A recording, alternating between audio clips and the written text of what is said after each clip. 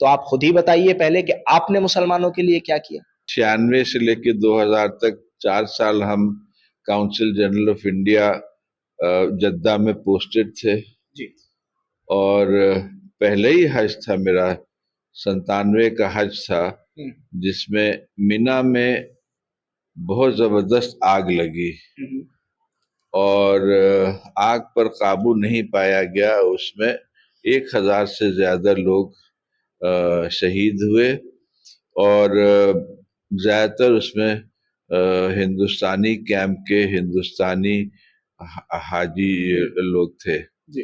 तो हालांकि ये मेरा काम नहीं था, हमने उसकी इंक्वायरी की इस मकसद के साथ कि सऊदी हुकूमत को मदद कर सकें कि फ्यूचर के लिए आइंदा क्या हो सके।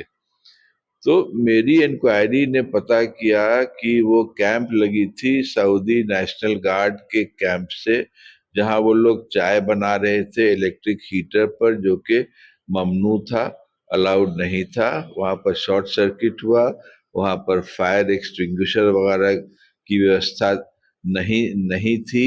लोग घबरा गए, सऊदी गार्ड्स भी हट गए और फायर बढ़ गई। और फायर बढ़ी तो इतना जोर से भभकी कि वो सब एक लाइन से बहुत जल्दी आग फैल गई। दूसरा मसला ये हुआ कि कुछ हिंदुस्तानी कैंप्स में ये मौलिम के लोगों ने उसके कैंप्स का दरवाजा लॉक कर दिया ताकि हाजी लोग नहीं भाग सके। पता चला कि उसमें लोग जल जल के मर गए, भाग नहीं पाए उन लोग। और ये जो वहां का हारिस था जिसने लॉक किया था, इन लोगों ने कहा कि नहीं नहीं आग नहीं आएगी, तुम लोग मत भागो। जबकि हम घूम घूम करके, हम और मेरी टीम सब जितनी थी, सब हाजियों को निकाल रहे थे, लेकिन दूर तक नहीं पहुंचे जब से आग वहां तक पहुंच गई थी। तो ये कहा हमने कि ये गलती मौलवी और उसके आदमियों की थी, जो उसने कैंप नहीं कैंप लॉक कर दिया। तो सऊदी नेशनल गार्ड के खेमा से आग लगी और उसके बाद से कैंप बंद हो गया। तो ये रिपोर्ट थोड़ा और डिटेल में थी।